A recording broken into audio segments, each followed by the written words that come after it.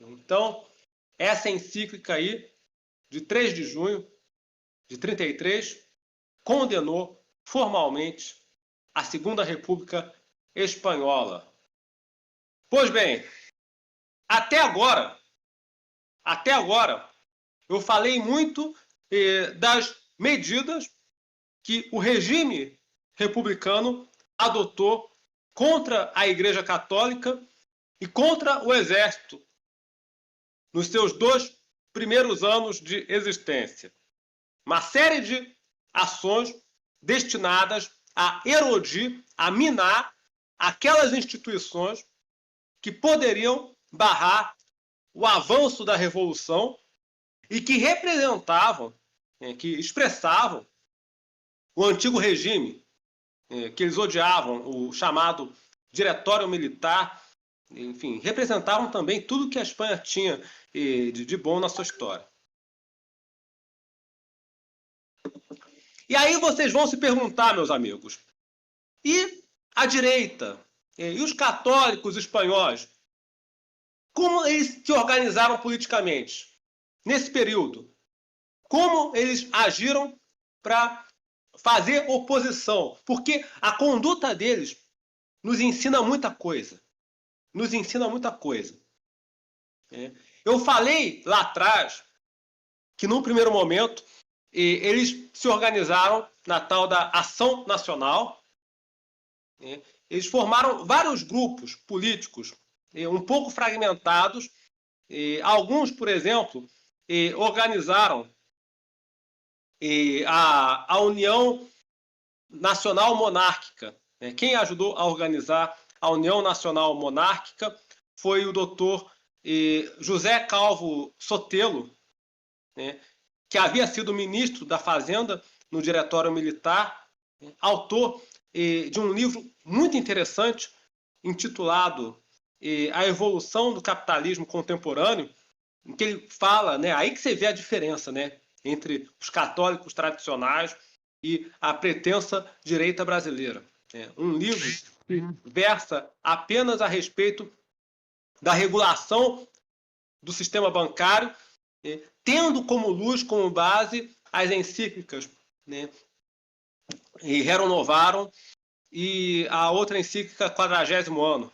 Enfim, a evolução do capitalismo contemporâneo e mais alguma coisa, enfim. Então, foi esse senhor José Calvo Sotelo, depois assassinado pelos comunistas, que organizou a União Monárquica Nacional. Outros católicos espanhóis montaram a tal da Renovação Espanhola.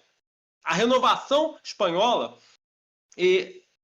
reunia, basicamente, os monarquistas afonsinos, muitos monarquistas afonsinos, ou seja, que defendiam a restauração da monarquia com a volta do Afonso XIII. Você tinha outros grupos, mais antigo de todos, que era a Comunhão Tradicionalista, dos carlistas, ou seja, aqueles que defendiam também a restauração da monarquia, mas com outra dinastia, com o ramo carlista, mais tradicional e tal, que foi derrotado lá nas guerras civis do século XIX. Você tinha outro grupo menor, enfim, formado basicamente por nacionalistas católicos, enfim, que era o Jones, Junta Ofensiva Nacional Sindicalista. Tinha outro grupo também, mais ou menos do mesmo perfil, enfim, que era o Movimento Espanhol Sindicalista. E por fim, você tinha um terceiro grupo também, nacionalista de direita, que era a Frente Espanhola, encabeçada por Afonso Garcia Valdecasas. Enfim, então você tinha uma série de grupos pequenos fazendo oposição ao regime, alguns até já reunindo armas, tocando armas e treinando para uma eventual guerra civil. Enfim. E aí você tem a fundação da Falange. Como é que surgiu a Falange Espanhola tradicionalista, liderada por José Antônio Primo de Rivera, filho do falecido general Miguel Primo de Rivera. A Falange surge da fusão desses três grupos menores, a Jones, né, e o MES, né, o Movimento Espanhol Sindicalista e a Frente Espanhola. Eram grupos paramilitares, geralmente católicos, a maioria, totalidade. Na Espanha não tinha esse negócio de você ser conservador e não ser católico, igual no Brasil. É bom que vocês tenham isso em mente, pessoal. Na Espanha, naquele tempo, principalmente, não tinha esse negócio de você separar. Eu sou reacionário, mas eu não sou católico. Eu sou conservador, mas eu não tinha isso na Espanha. Era um país compactamente católico, profundamente católico. Então era praticamente sinônimo você ser conservador ou reacionário e ser católico. Não tinha esse negócio de separar na Espanha. Só que esses grupos armados, esses pequenos grupos de milícias, por assim dizer, que estavam dispostos a partir para o confronto com as milícias favoráveis ao governo, esses grupos não tinham dinheiro. Eram pequenos grupos, mas carentes de meios. Por outro lado, a Renovação Espanhola, que reunia os monarquistas afonsinos, tinha dinheiro. Era gente da alta roda. Então, a Falange ela surgiu a partir de um pacto entre a Renovação Espanhola, ou seja, os monarquistas afonsinos, que não faziam parte lá da União Monárquica Nacional, que haviam ficado meio de fora, e esses grupos aí. Foi o chamado Pacto de Escorial. Pacto de Escorial assinado em 29 de outubro de 1933. Por que eu vou dar ênfase a esse pacto assinado entre a Renovação Espanhola e os pequenos grupos aí que planejavam aí uma oposição, uma resistência armada ao regime, uma militância de rua contra a Segunda República? Porque esse pacto mostra o conteúdo desse acordo que deu origem à Falange Espanhola tradicionalista, mostra como se faz contra a revolução e qual é a plataforma mínima para que se tenha um acordo entre diferentes grupos contra o comunismo. Porque eu vejo muita gente aqui no Brasil, Guilherme, tem muita gente aqui no Brasil que, para combater a esquerda, topa fazer acordo, aliança com liberal, com protestante, com maçom, com libertário, enfim, com toda essa gente que defende agendas anticatólicas, antipatrióticas. Se é contra o PT, vale fazer... Não tem isso. Vou falar aqui do pacto, porque esse pacto mostra a linha divisória, enfim, o campo demarcativo para um eventual diálogo entre diferentes grupos contra-revolucionários. A pauta mínima. Ou seja, a pauta mínima tem que ser exigente, minha gente. Por que eu estou falando disso?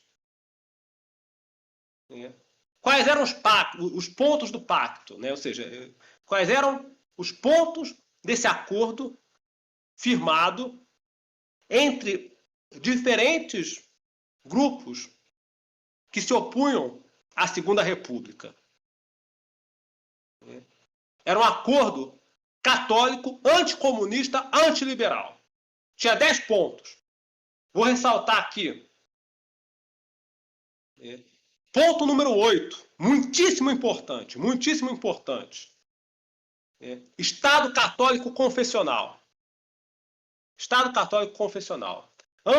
Vou ler aqui. Ante a realidade histórica que regime religioso, o sentido da catolicidade, que é um elemento constitutivo da nacionalidade espanhola, o Estado, enfim, incorporará às suas fileiras o amparo à religião católica, mediante pactos previamente acordados com a Igreja.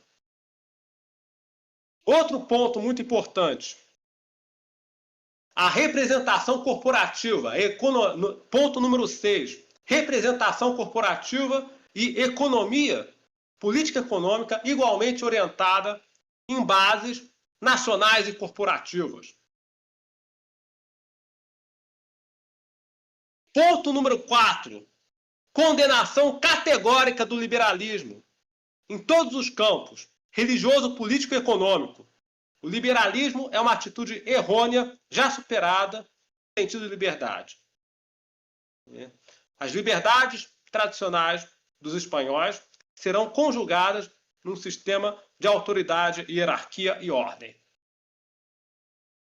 Ponto número 1. O Estado não é mero espectador da vida da nação. É um condutor da vida nacional a serviço de sua doutrina. Bem, eu não vou ler aqui todos os pontos do Pacto de Escorial. O que eu quero ressaltar aqui, meus amigos, é o seguinte. E na hora de fazer acordo, na hora de formar uma eventual frente contra-revolucionária, vocês só devem entrar em acordo com movimentos, com grupos que se disponham a defender estas pautas, sem ressalvas. Estado católico, representação corporativa, política econômica também voltada para bases corporativas e nacionais, condenação categórica do liberalismo em todos os campos, político, econômico, religioso, ordem e autoridade. Vocês não devem entrar em acordo ou diálogo com grupos liberais, maçônicos, protestantes, que se recusem a assinar essa pauta. Sabe por que eu estou batendo nessa tecla? É possível que no ano que vem, eu espero que isso não aconteça, é possível que no ano que vem nós tenhamos aí um governo do PT. E aí sabe o que vai acontecer? Vocês sabem o que vai acontecer? E esses grupinhos aí, essa gente, os liberais, os maçons, os protestantes, vão vir rodar bolsinha na porta dos católicos. Já, vamos aqui, eles vão vir com essa conversa. Eles vão vir com essa conversa. Vamos aqui montar uma frente ampla de oposição ao PT para combater o comunismo. Vocês devem bater a porta na cara deles, entenderam? Não façam acordo. Vocês devem, sim, fazer oposição cerrada ao governo do PT. Mas vocês não devem, em hipótese alguma, ir para a rua ao lado dessas pessoas, divulgar material produzido por elas, ainda que seja material contra o governo petista. Devem boicotar, deixa eles brigarem, melhor, se eles brigarem. Por exemplo, se os comunistas e os protestantes brigarem na rua, pessoal, deixa brigar, é melhor para a gente. Deixa eles se engalfinharem lá. Não se metam. Então vejam bem, meus amigos, eu não sou contra um diálogo entre diferentes grupos anticomunistas para combater e eventualmente derrubar um governo do PT. Pelo contrário. Mas esse diálogo, esse acordo, tem que ocorrer a partir de uma base, de uma lista de pautas que contemple isso daqui. Porque é assim que se faz contra a revolução. Tem que deixar muito claro. O repúdio ao liberalismo, ao sionismo, à maçonaria, à influência protestante. Não só o comunismo. Bem, voltando aqui, retomando aqui a linha expositiva. É bom deixar isso muito claro. Então, notem, meus amigos, Notem, nós devemos nos espelhar no exemplo daqueles católicos que foram bem-sucedidos em promover uma contra-revolução. Observem vocês que os católicos espanhóis se engajaram na luta, primeiro pacífica e depois armada, contra a Segunda República, partindo de uma plataforma programática que contemplava Estado católico, política econômica baseada na doutrina social da Igreja, representação corporativa, repúdio ao liberalismo, à maçonaria e ao sionismo, ao americanismo. E foram bem-sucedidos. Não faz sentido nenhum rebaixar a plataforma para um nível ecumênico, sei lá, só para ampliar o rol de forças que vão nos ajudar. Isso é caminho para o fracasso. É a arapuca da revolução.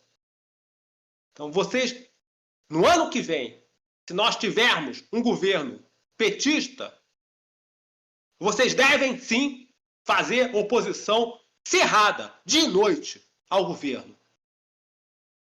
Mas, se preciso, façam oposição por conta própria. Enfim, não se misturem, não entrem em manifestação, petição, iniciativa promovida por gente ligada a institutos liberais, seitas protestantes, agremiações associadas à maçonaria, defensores do sionismo e do americanismo.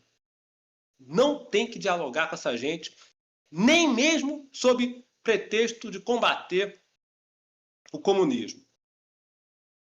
Porque a gente sabe aonde que isso leva. Arapuca da Revolução. Então, esse foi o conteúdo do Pacto de Escorial. Um modelo.